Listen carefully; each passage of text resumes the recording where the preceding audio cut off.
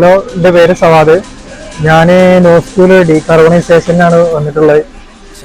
നമ്മളെ വണ്ടി Swift 2018 model.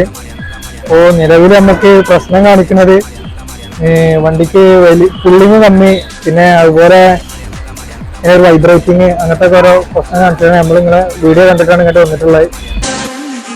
Salimos para la carretera, la gente a mí me pregunta y yo le digo que yo estoy en Marianela, Marianela, Marianela, Marianela, Marianela, Marianela, Marianela, Marianela, Marianela, Marianela, Marianela, Marianela, Marianela, Marianela, y yo le digo que yo estoy en Marianela, Marianela, Marianela, Marianela, Marianela, Marianela, Marianela, Marianela, Marianela, Marianela, Marianela, Marianela, Marianela, Marianela, y yo le digo que yo പറയൂ, എന്തൊക്കെയാണ് വ്യത്യാസം കണ്ടതെന്നുള്ളത് പറയൂ.